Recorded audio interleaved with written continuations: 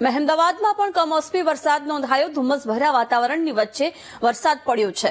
કમોસમી વરસાદથી ખેડૂતોની ચિંતામાં વધારો થયો છે। ખેડા, ઠાસરા, માતર અને નડિયાદમાં પણ વાતાવરણમાં પલટો આવ્યો હતો, જેના કારણે શિયાળુ પાકને નુકસાન થવાની ભીતિ ખેડૂતોને સતાવી રહી છે।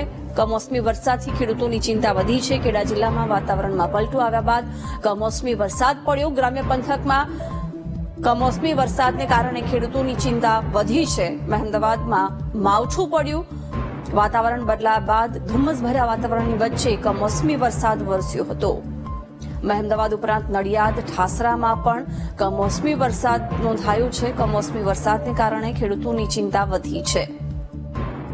વિગતો સાથે સંવાદદાતા સંદીપ જોડાઈ ગયા છે। સંદીપ, મહેમદાવાદ ઉપરાંત નડિયાદ, ઠાસરા, માતરમાં પણ કમોસમી વરસાદ નોંધાયો છે, શું વિગતો?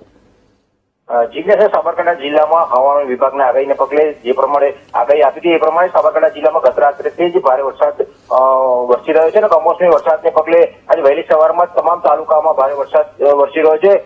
રોડ રસ્તા પર પાણી ફરી વળતા ખેડૂતો છે તેમાં પણ ચિંતાનો માહોલ સર્જાયો છે। એક તરફ ખેડૂતોએ મોટાભાગના બિયારણો જે વાયા છે અને વડિયાળી, જીરું, મકાઈ સહિતના જે પાકો છે તે પાકોમાં વરસાદ પડવાને લઈને ખેડૂત જગત પર ચિંતાનો માહોલ છે અને જો કમોસમી વરસાદ વધુ પડે તો આ પાકને ભારે નુકસાન થાય તેવી પરિસ્થિતિ સર્જાઈ છે અને હાલ ધરતીપુત્રમાં પણ ચિંતાનો માહોલ સર્જાયો છે।